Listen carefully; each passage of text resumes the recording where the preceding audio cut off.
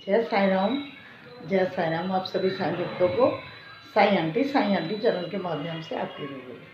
साथियों, समय कैसा भी हो, कभी अपने बाबा को मत भूलना। अगर हमें खुशी मिलती है, हमारा बहुत अच्छा समय है, तो बाबा का धन्यवाद करें। और यदि कोई थोड़ा परेशानी वाला समय आ जाए, थोड़ा कमज़ोर समय हो, तो भी बाबा को नहीं भूलना है। तब बाबा से प्रार्थना करनी है, दुआ करनी है, अरदास करनी है, बाबा जी इस दुख के समय को बहुत जल्दी निकाल दो, हमारे साथ रहो, हमें शक्ति दो। और बाबा शक्ति देते हैं।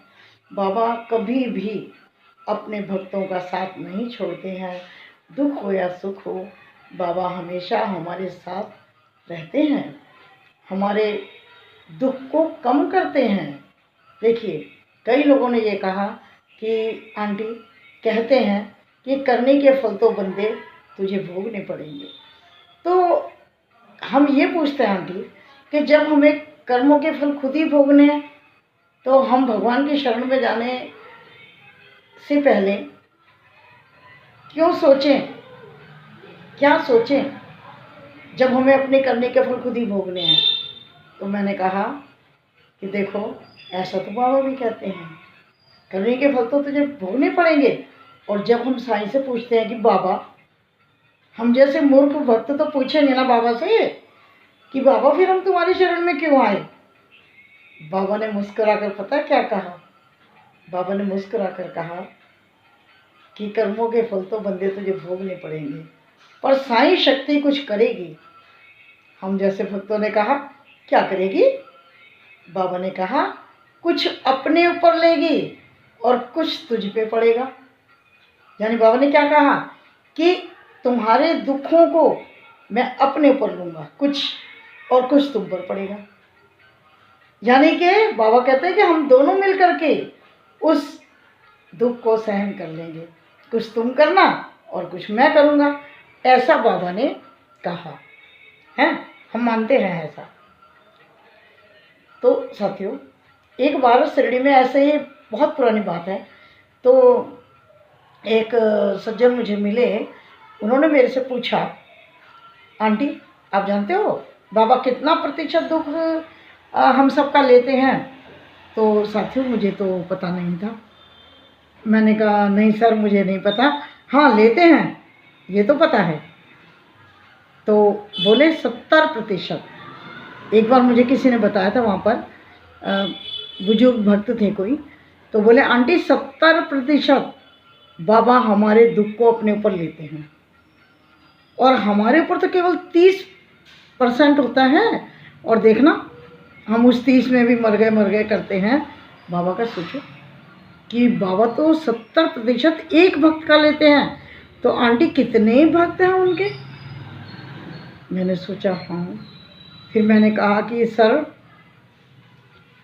मेरा तो 100% लेते हैं, मेरा 70 नहीं लेते। कहते कैसे? मैंने कहा, मेरी बेटी की बेटी 3 मंजिल से गिरी थी, 3 मंजिल से गिरी थी मेरी बेटी की बेटी, और देखिए उसको बिंदी के बराबर ब्लड भी नहीं निकला। 2.5 साल का बच्चा 3 मंजिल से गिरेगा और सीधा गली के अंदर नीचे पक्के फर्श पे। बताइए, क्या ऐसा संभव है कि जरा सा भी खून ना निकले? लेकिन मेरी बेटी की बेटी को जरा सा भी खून नहीं निकला, इतना बिंदी बराबर भी, केवल उसके पैर में थोड़ा सा बाल आया था। क्या 3 मंजिल से गिर के इतनी चोट लगती है? ये मैंने एक बार साईं लीला टीवी पर भी इसको बताया था अपने अनुभव में, शायद और भी कहीं बताया होगा। अभी फिर मुझे ये बात याद आ गई कि 3 मंजिल से वो बच्ची गिरी थी, और जब हमने उससे हॉस्पिटल में पूछा कि बाबा ने तुम्हें कैच किया था, तो पता है साथियों उसने क्या बोला था? नहीं नहीं नानी, तुम्हें कुछ नहीं पता, बाबा तो मेरे साथ गिर गए ना, उनका तो सिर ही फूट गया। अब बताइए, 2.5-3 साल के बच्चे को किसी ने सिखाया तो नहीं। उसने बताया कि बाबा गिर गए थे मेरे साथ, और उनका तो सिर ही फूट गया नानी, उनको बहुत सारा खून निकला। और साथियों, जहाँ से वो बच्ची गिरी थी, फिर मैं वहाँ दंडवत करने गई, बहुत रोई मैं। कि बाबा आप तो 100% लेते हैं अपने भक्तों के दुख, तो ऐसे साईं कहाँ मिलेंगे, कहाँ मिलेंगे ऐसे भगवान हमें जो कहते हैं भार तुम्हारा मुझ पर होगा। भार भार, अगर हम बाबा को नाम ले रहे हैं, यदि हम बाबा का स्मरण कर रहे हैं, तो बाबा कहते हैं कि मेरे पर भार हो गया और मैं उसे ज़रूर चुकाऊंगा। तो देखिए, हम तो साथियों बाबा को पुकारते हैं, याद करते हैं, लेकिन बाबा हमारे लिए कितना करते हैं कि हमारा सारा जीवन छोटा है, हम धन्यवाद कर ही नहीं सकते।